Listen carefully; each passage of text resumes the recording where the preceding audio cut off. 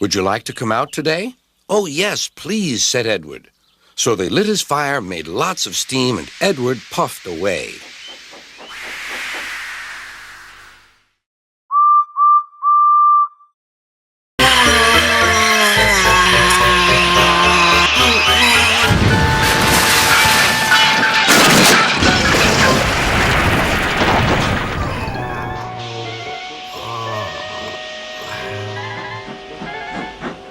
You stupid green grape!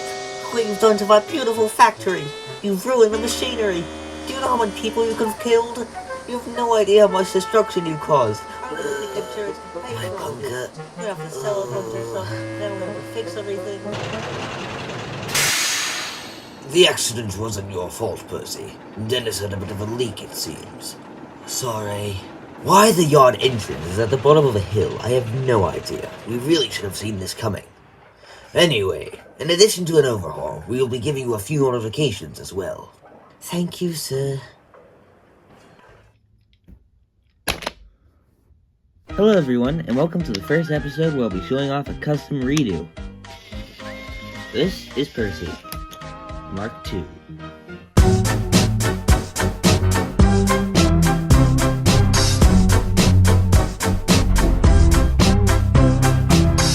Percy was one of my oldest models, and he was definitely in need of a redo. But first, the lore.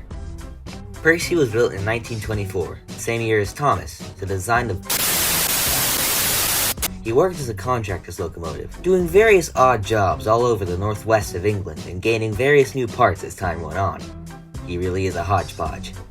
Eventually, he was bought by Sir Topham Hatt after the big engines did the thing, and you know the rest of the story. Though, one thing worth noting is that he got a new bunker after the chocolate incident. Like I said, Percy was one of the earliest models I made, and it definitely showed. He was covered in milliput because I forgot to add these boxes until after I painted him, and also the paint job was kinda crap anyway. Firstly, he freaking died! Don't worry, it was a painless death, I just showed him my old videos and he ceased to exist. I removed the saddle tank, as I would be reusing that, and ripped up another Percy so I could use the running board. Then I added milliput to make the sandboxes, toolboxes, and dome. The dome was kind of annoying to make, but I think it turned out pretty nicely. One of my better domes. The next step was the bunker. I actually grabbed 2 cabs to use for Percy, so I could change the bunker depending on the time period. However, I only finished one, as by the time the first was complete, it was too cold to spray paint. I'll finish it, one day. The one which I did build is the second, an LMS style bunker allowing for more coal capacity. I was inspired by this saddle tank, which has that taller bit there.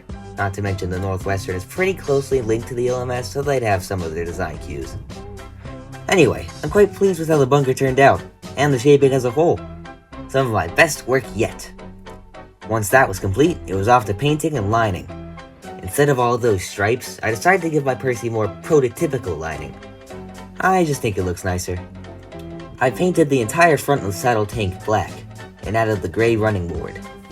Most of these details make the model pop, I think, and again, it just looks nice.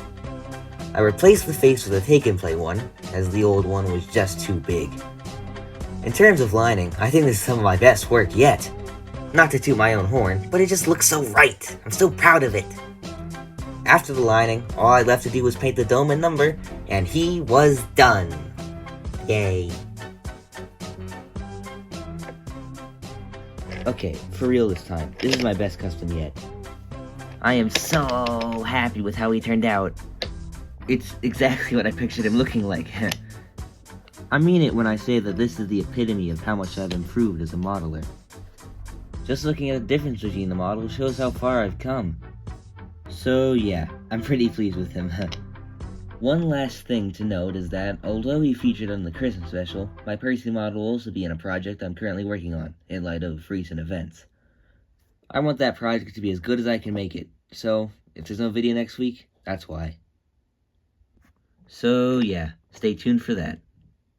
Until next time, this is EdwardsDayOut, signing off.